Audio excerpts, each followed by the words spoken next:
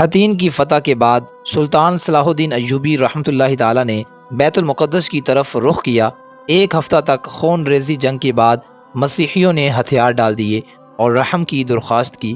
بیت المقدس پورے 88 سال بعد دوبارہ مسلمانوں کے قبضے میں آیا اور تمام فلسطین سے مسیح حکومت کا خاتمہ ہو گیا۔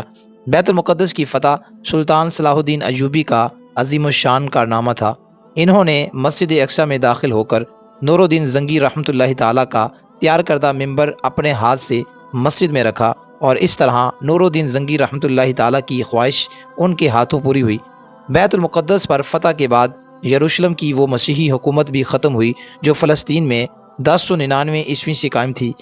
بیت المقدس پر تقریباً 761 سال مسلسل مسلمانوں کی حکومت رہی۔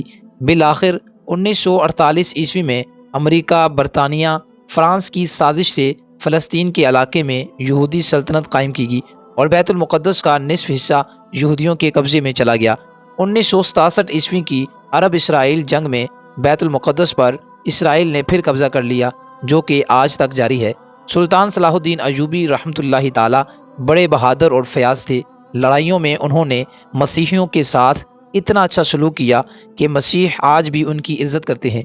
4 مارچ 1993 عیسوی سلطان صلاح الدین ایوبی رحمۃ اللہ تعالیٰ انتقال کر گئے۔ انہیں شام کے موجودہ دارالحکومت دمشق کی ایک مسجد کے نواح میں سپرد حق کیا گیا۔ سلطان صلاح الدین ایوبی رحمۃ اللہ تعالیٰ نے کل 20 سال حکومت کی۔ مورخ ابن خلقان کے مطابق ان کی موت کا دن بہت زیادہ تکلیف دہ تھا۔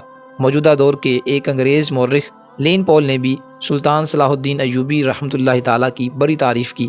وہ لکھتا ہے کہ بادشاہوں اور ان میں ایک عجیب فرق تھا۔ بادشاہوں نے اپنے شاہ جلال کے سبب عزت پائی اور سلطان نے عوام سے محبت اور ان کے معاملات میں دلچسپی لے کر ہر دل عزیزی کی دولت کمائی۔